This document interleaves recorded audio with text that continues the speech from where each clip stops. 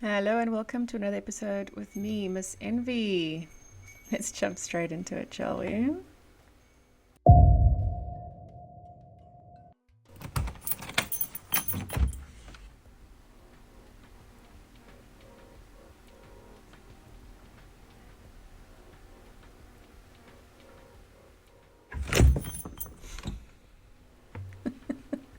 Do you see that person's hand?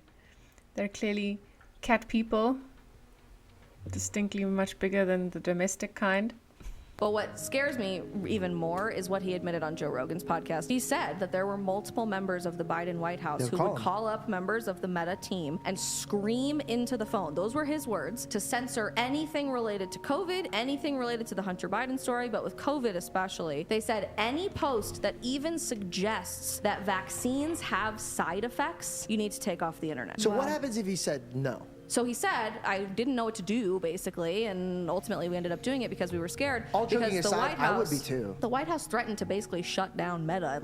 No, forget shutting down, dude. Take I'm talking away about this eating huge a meal and platform. just dropping dead because somebody poisoned you. And It's horrible. I mean, people died. I'm gonna go so far as to say people definitely died. That scares me because that's just one phone call to one guy. How much worse is the damage from the last 4 years that we don't even know about? It's just now starting to come to the surface. What's the secret? Just don't answer those phone calls.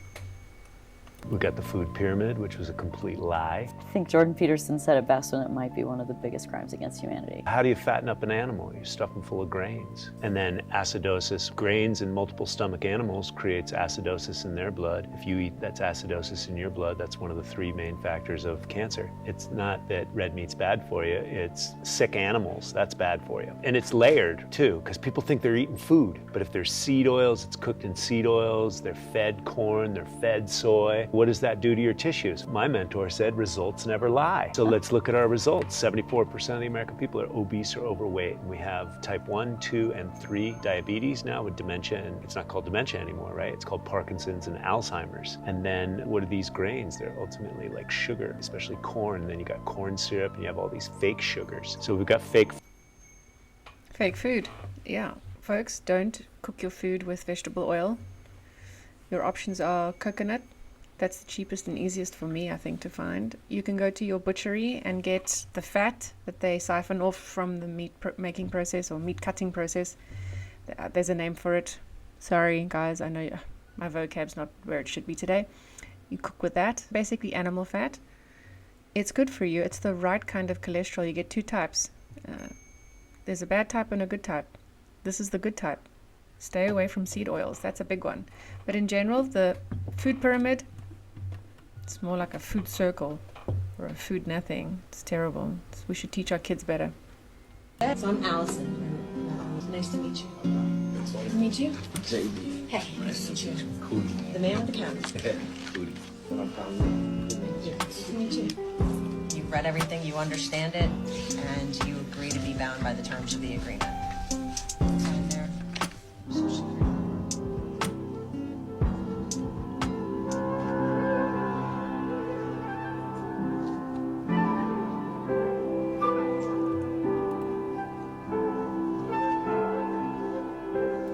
I'm going to leave it right there. I'm not going to continue with the video. I just wanted to get the message across that the impression I had when these bad guys approach you, or the elite approach you and offer you a contract in exchange for your soul, I genuinely expected something out of Men in Black, whether dressed like someone in Men in Black with a hat, glasses, and they lure you into a dark alley and make you sign.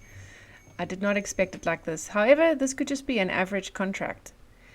Knowing Kanye West and the stuff he's been through and the things he's revealed and the fact that he's changed so dramatically in appearance, I don't think this is an ordinary contract.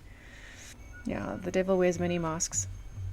Wow, that's crazy. Why do you think every store is pushing self-checkout so hard? It's not about efficiency, it's about control. Right now, it feels convenient. Scan your items, pay, and go. But phase 1 is always about getting us comfortable.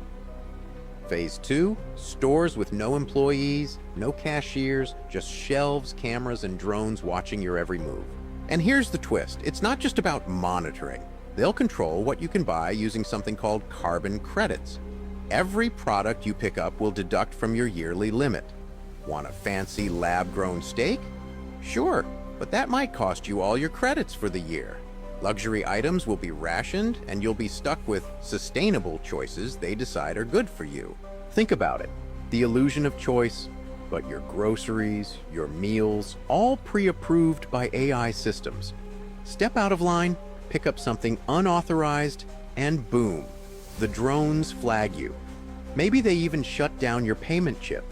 They're building a system where you don't decide what's in your cart. They do. And it all starts with a simple self-checkout. Convenient, right? Or is it the perfect trap? No one is telling me I can't have more than one steak a month. Heck no.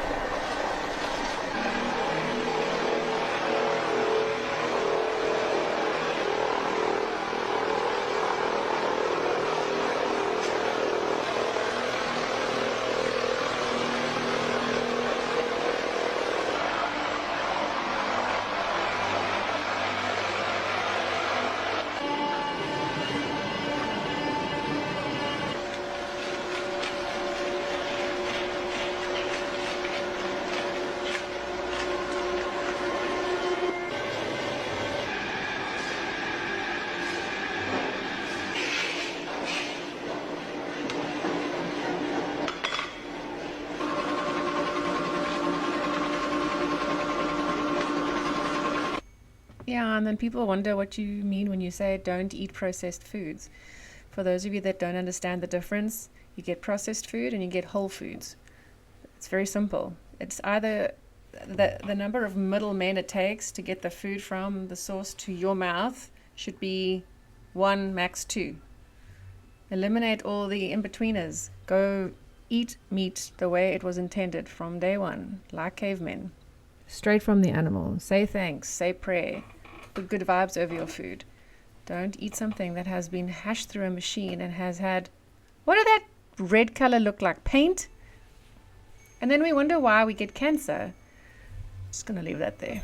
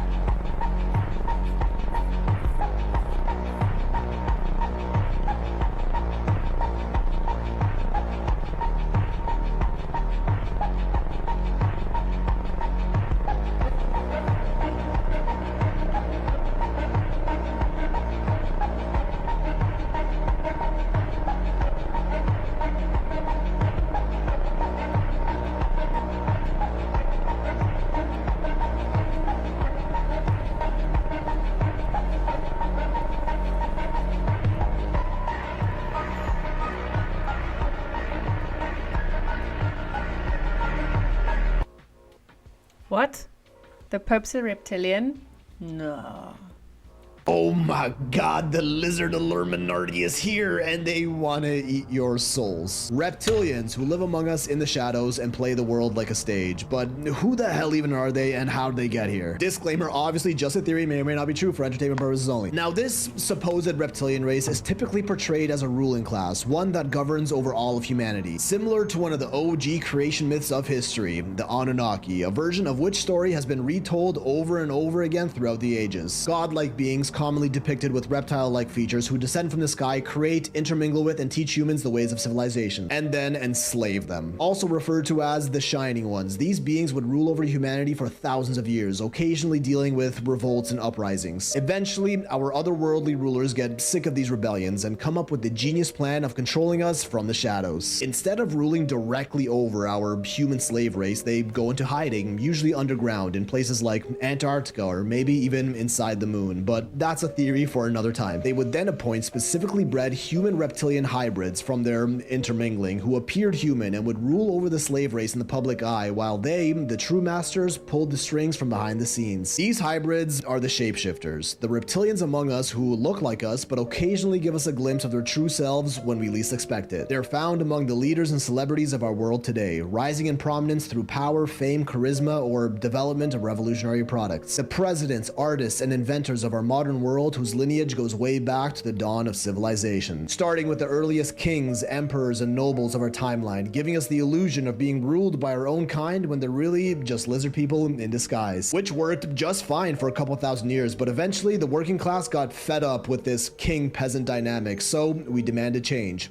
Enter democracy, where instead of being ruled by royal families who were just born into power, we would now appoint our own leaders through elections. But this got the reptilians nervous. They could not allow the slave race to revolt once again, letting them govern themselves and essentially forfeiting their entire power over them. So once again, the lizards took things into their own hands, giving humanity the illusion of control. They formed a new shadow alliance, one that would plant all the top leaders of change in the world, an alliance that would be in full control of all sides of every global conflict. When humans thought they were rebelling against the oppressive system, fighting for their freedoms, they were actually just being led by the leaders from the Shadow Alliance, who were historically known as the Shining Ones, or sometimes the Illuminated Ones. And guess what they called their new Shadow Empire? The Order of the Illuminati, founded in May 1776. And you know what happened just 3 months later in that exact same year? The United States signed the Declaration of Independence in August 1776, essentially paving the way for modern democracy to spread throughout the world. And just 10 years later, we get the French Revolution, toppling the monarchies of Europe in favor of publicly appointed governments, all according to plan, as the Lizard Illuminati was behind it all, orchestrating both sides of every revolution. In the end, even this new form of government was an illusion, as the only political candidates we'd have to choose from would all still be appointed by the very same reptilians. So instead of being forced to get ruled by a king, we now had the freedom of choice of usually just 2 different political candidates, both of who suck.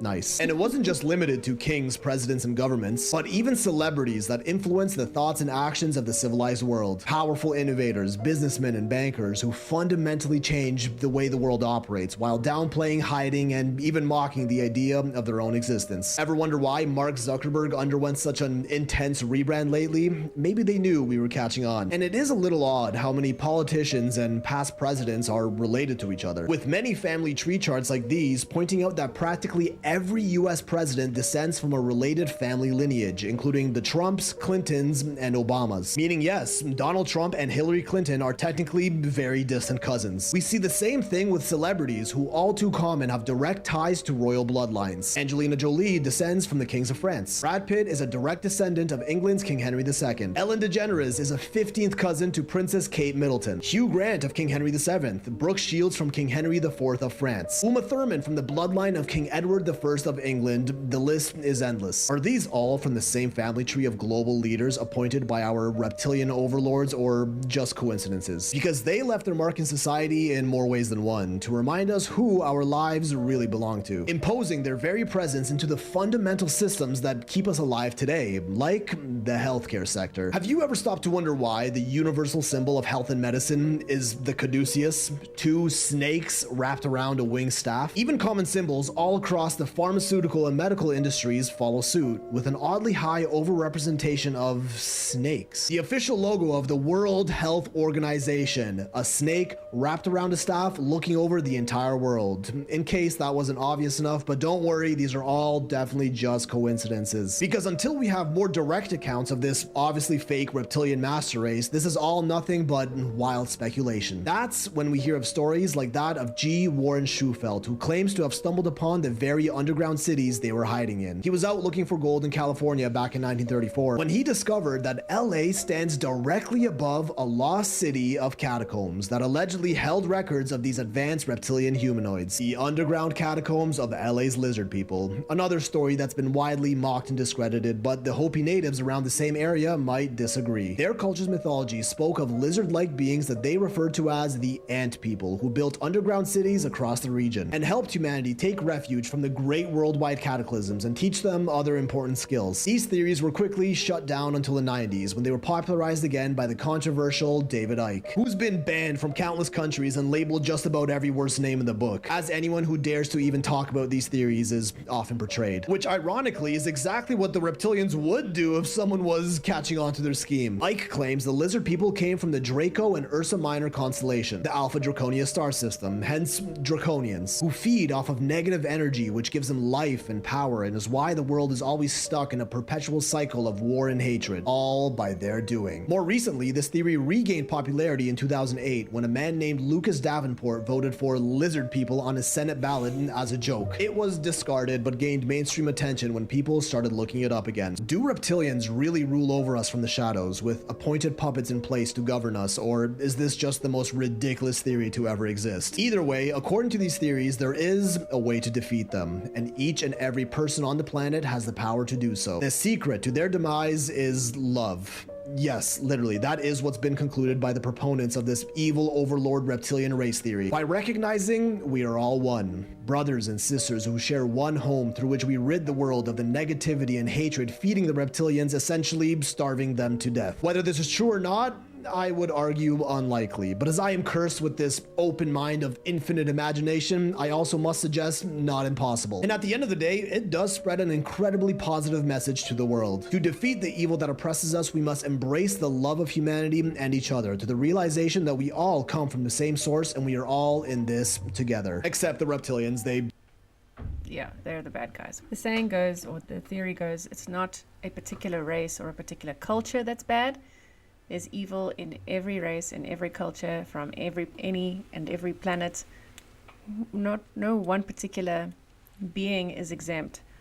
So I don't mind living with the reptilians as long as they don't tell me how much steak I'm allowed to eat every month. I'm stuck on that one.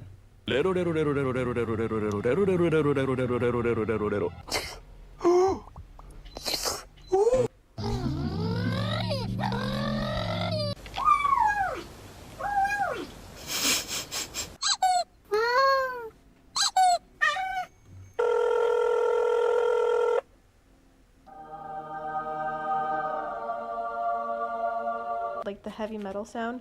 Oh,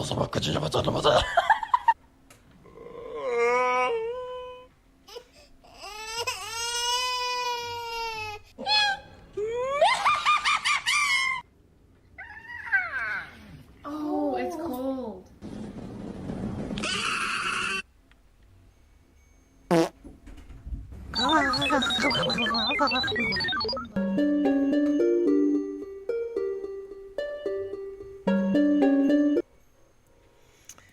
Right, everybody, thank you so much for joining me. If you made it to the end of the episode, I thank you from the bottom of my heart. Please share and subscribe and like so that we can get this channel to grow. Thank you so much. Much love and adios.